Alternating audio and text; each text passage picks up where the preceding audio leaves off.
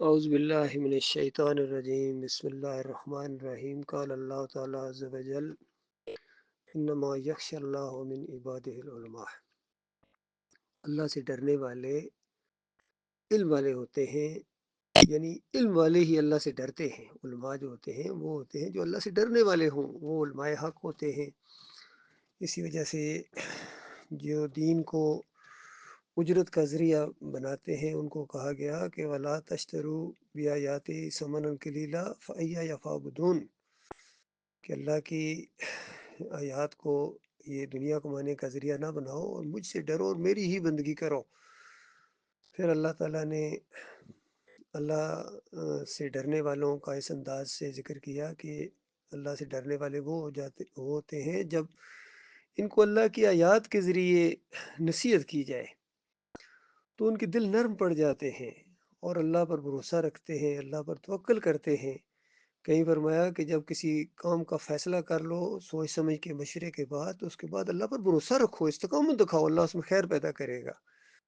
کہیں فرمایا ومن اظلم ممن ذکر بآیات ربہ ثم اعرض عنہا، اس سے بڑا ظالم کون ہے جو اللہ کی آیات کے ذریعے جس کی نصیحت کی جائے اور پھر بھی وہ اس سے منہ پھیرے، ادھر نہ آئے، اللہ کی بات کی طرف نہ آئے، پھر کیا علاج ہے اس کا؟ مالک پھر انتقام لے کے رہے گا۔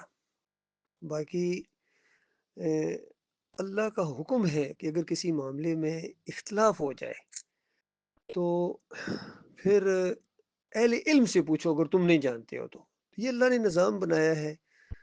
اب اس معاملے میں جب اختلاف ہوا ہے کہ یہ سجدہ یوسف علیہ السلام کو ہوا یا اللہ کو ہوا، اب علماء کیا کہتے ہیں جی؟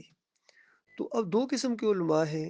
ایک وہ علماء ہیں جو کہتے ہیں یہ شکر گزاری کا سجدہ ہے اور یہ اللہ کو ہوا ہے، پورے خاندان نے اللہ کو سجدہ کیا ہے۔ اس میں عبداللہ بن عباس کی تفسیر آتی ہے اور اس کو نقل کیا ہے اس جو تاریخ نہیں، جو کبیر کے نام سے، تفسیر کبیر کے نام سے امام رازی نے اس قول کو نقل کیا ہے کہ مسجود اللہ ہے۔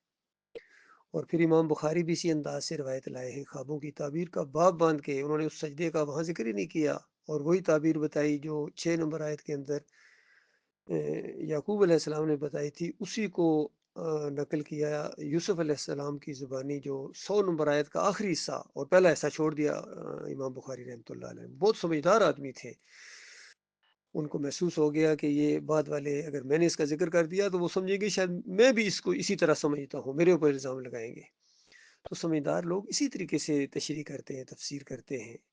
تو قرآن اور حدیث کی تشریح تفسیر سمجھدار لوگوں کے ذریعے بھی آئی ہے اور شیطانوں کے ذریعے بھی آئی ہے، جو شیطانیت جنہوں نے کی ہے، صحیح باتوں کا الٹ دیا، انہوں نے الٹا مانی لیا، ان کی کھوپڑی کے اندر خناس بھرا ہوا تھا اور شرک تھا ان کے دماغوں کے اندر، تو انہوں نے صحیح باتوں کو بھی تروڑ مروڑ کے سارے یہ ثابت کر رہے ہیں۔ کوئی واسطے وسیلے قرآن سے ثابت کر رہا ہے، کوئی وحدت الوجود قرآن سے ثابت کر رہا ہے، اندازہ لگے ڈاکٹر اسرار جیسا آدمی، اور کوئی ان کے پیچھے نمازیں پڑھنے کو قرآن سے ثابت کر رہا ہے، علی انجینئر جیسا آدمی۔ تو یہ تو دونوں راستے بالکل واضح رہیں گے۔ اب آپ کی اپنی مرضی ہے، جس کا فہم آپ کو اچھا لگتا ہے، ظاہری بات ہے وہ آپ کا اپنا فہم ہوگا اصل میں۔ اسی وجہ سے اسی طرح کے علماء آپ کو پسند آئے ہیں، اسی طرح کا راستہ آپ کو پسند آیا ہے۔ تو اس معاملے میں بھی جب اختلاف ہوا کہ کیا یہ ویڈیو کا استعمال جو ہے یہ تصویر کے زمرے میں آتا ہے یا نہیں آتا ہے، ڈاکٹر عثمانی رحمۃ اللہ علیہ سے سوال کیا گیا تو انہوں نے کہا کہ ایمان اور اسلام کے لیے اس کا استعمال بالکل جائز ہے اور کسی تصویر والی حدیث کے زمرے میں نہیں آتا ہے، اس کے حکم میں نہیں آتا ہے۔ اس طرح زور دیا، بات واضح ہو گئی۔ اب دوسرے کہتے ہیں یہ آتا ہے، تو ان کا اپنا فہم ہے، اب جس کا دل کرے جو انداز اختیار کرے تو قیامت کے دن اللہ تعالیٰ فیصلہ کر دے گا۔ باقی آن گراؤنڈ اللہ سے ڈرنے کا ایک انداز ہونا چاہیے۔ منو اور ٹنوں کے دعووں سے کچھ نہیں ہوتا ہے، بڑے بڑے منو اور ٹنوں کے دعوے کرنے والے کہ ہم اللہ سے بہت ڈرتے ہیں جی، ہمارا حافظہ بڑا مضبوط ہے جی، پتہ چلا سب سے کمزور حافظے والے یہی ہیں، چند دن پہلے جو باتیں کی تھیں ان کو بھول گئے ہیں، چند مہینے پہلے جو باتیں کی تھیں ان کو بھول گئے ہیں، اور چند ماہ پہلے، سال پہلے جس پر زور دیا کرتے تھے اب اس کا الٹ بیان کر کے اس پر زور دے رہے ہیں، لیکن حافظہ پھر بھی ادھر ہی قائم ہے، حافظہ بڑا مضبوط ہے جی ان کا، ڈرتے بہت ہیں جی اللہ تعالیٰ سے، اوئے ہوئے ہوئے کانپتے رہتے ہیں۔ تو کیا سمجھتے ہیں ابلیس نہیں کانپتا ہے؟ قرآن کے اندر لکھا ہوا ہے ڈرتا کانپتا ہے لیکن بات نہیں مانتا ہے۔ بات اپنی چلاتا ہے. تو یہ معاملہ ہے میرے پیارے بھائیو. اللہ تعالیٰ غور و فکر کرنے کی توفیق عطا فرمائے. اللہ تعالیٰ میں خیر کے اوپر اکٹھا کرے. الحب للہ والبغض للہ والا معاملہ ہے. اللہ ہی کے لیے محبت اور اللہ ہی کے لیے بغض اور دشمنی ہے. اگر ہماری لڑائی کسی سے دشمنی ہے، کوئی ہمارا معاملہ نہیں ہے، نہ وطن کے لیے، نہ قوم کے لیے، نہ مال کے لیے، نہ حسن و جمال کے لیے. ہماری دشمنی صرف اللہ کے لیے، ایمان کے لیے، توحید کے لیے.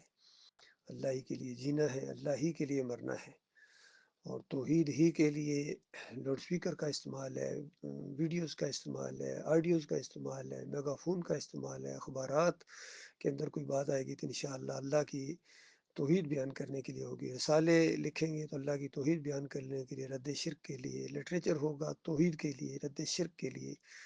یہ سارا معاملات انشاءاللہ اسی طریقے سے چلیں گے. یہ اللہ کا فضل ہے بھائی، جس کو چاہتا ہے عطا فرماتا ہے.